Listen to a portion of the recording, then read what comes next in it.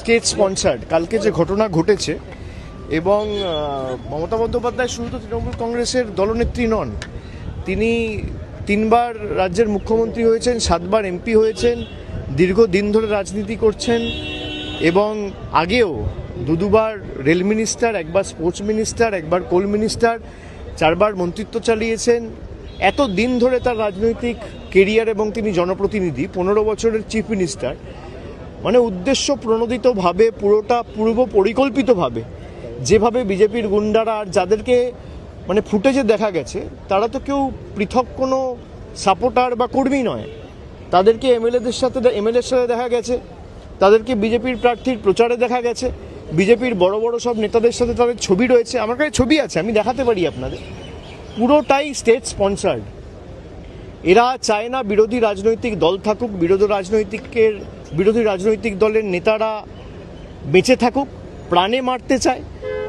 গতকালের যে ঘটনা এটা আবার প্রমাণ করছে। আপনারা দেখেছেন, আমি যেদিনকে এয়ারপোর্টে গেছিলাম, এখানে স্পিকারের সাথে দেখা করতে এসেছিলাম, সেদিনকে রাত্রে কলকাতায় ফিরে যাওয়ার সময়, খুব সম্ভবত 19শে জুন, এয়ারপোর্টে বন্দুক হাতে দেখা গেছে বিজেপির এক দুষ্কৃতীকে। এখনও পুলিশ তাকে অ্যারেস্ট করেনি। তার সাথে শুভেন্দু অধিকারীর ছবি রয়েছে, যিনি বর্তমানে এখন বাংলার মুখ্যমন্ত্রী। যিনি বন্দুক হাতে এয়ারপোর্ট গেছিলেন তাকে পুলিশ এখনো পর্যন্ত গ্রেফতার করেনি, তার কারণ তাকে মদত দিয়েছে বাংলার মুখ্যমন্ত্রী শুভেন্দু অধিকারী। গতকালের যে ঘটনা ঘটেছে পুরোপুরি স্টেট স্পন্সার্ড এবং রাজ্য সরকারের সম্পূর্ণ মদত এই ঘটনার পিছনে না থাকলে কারো সাহস হয় না। যে ফুটেজগুলো গাড়ি থেকে রেকর্ড করা হয়েছে, পিছনে যেভাবে মানে এলো পাথারি, ইট, পাটকেল, কাদা এসব ছোড়া হয়েছে, এরা চায় না কোনো রাজনৈতিক দল কোনো কর্মসূচি করুক। আমাদের কোনো মিটিংয়ের পারমিশন দিচ্ছে না। কেন এত ভীত সন্ত্রস্ত কেন তৃণমূলকে নিয়ে? এত ভয় কিসের? দল ভাঙানির খেলা করেছেন, তৃণমূল কংগ্রেসের এমপিদের ভাঙিয়েছেন, এমএলএদের ভাঙিয়েছেন, আর এখন যারা বিরোধী দলের তকমা পেয়েছে তারা তো আমি দেখলাম না গত 2 মাসেও তকমা পাওয়ার পরেও বিজেপির কোনো রাজনৈতিক নেতার বিরুদ্ধে কোনো আক্রমণ, কোনো একটা সাংবাদিক বৈঠক করে আক্রমণ করে দুটো ন্যায্য প্রশ্ন বা দাবি, মানুষের দাবি নিয়ে সরব হতে। তারা আক্রমণ করছে তৃণমূল কংগ্রেসকে, তারা আক্রমণ করছে মমতা বন্দ্যোপাধ্যায়কে, তারা আক্রমণ করছে আমাকে, তারা আক্রমণ করছে এখনো যারা তৃণমূল কংগ্রেসকে ভালো করে ভালোবেসে দলটা করছে তাদের। এই বিজেপি আর বিজেপির বি টিম মিলে বাংলাটাকে শেষ করেছে। আমার বিশ্বাস যে বাংলার মানুষ 3 মাসে এরা যা দেখিয়েছে, বাংলার মানুষ এদের ক্ষমা করবে না। অন্নপূর্ণার ভাণ্ডার নিয়ে প্রতিশ্রুতি দেওয়া সরকার ক্ষমতায় আসার পর অন্নপূর্ণা ভাণ্ডারের পর বুলডোজার চালিয়েছে।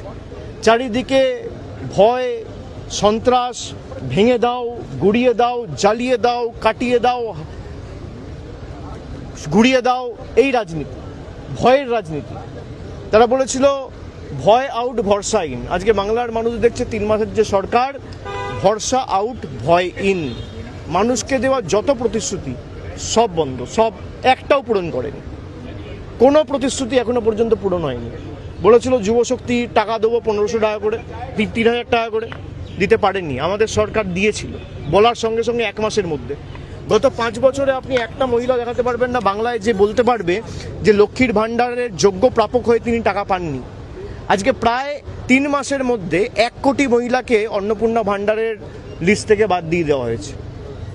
এই সরকার দিল্লির তল্পিবাহক হিসেবে কাজ করছে, জমিদারদের অঙ্গুলি হেলনে চলছে। এবং কালকের যে ঘটনা, আমি এটা অত্যন্ত স্পষ্টভাবে বলতে চাই, শুধু রাজ্যের মুখ্যমন্ত্রী শুভেন্দু অধিকারীকে দোষ দিলে হবে না। এর পিছনে প্রত্যক্ষভাবে মদত দিল্লির নেতাদের রয়েছে। দেশের প্রধানমন্ত্রী, দেশের স্বরাষ্ট্রমন্ত্রী, দিল্লির সর্বোচ্চ নেতৃত্ব ইন্ধন এবং মদত না থাকলে এদের সাহস হবে না এই ঘটনা ঘটানোর। পুরোপুরি মদত দিয়েছে দেশের প্রধানমন্ত্রী, স্বরাষ্ট্রমন্ত্রী এবং বাংলার মুখ্যমন্ত্রী শুভেন্দু অধিকারী। এটা এক্সিকিউট করেছে। তিনি তো কৃতদাস, তাকে যা বলছে তিনি তাই করছেন।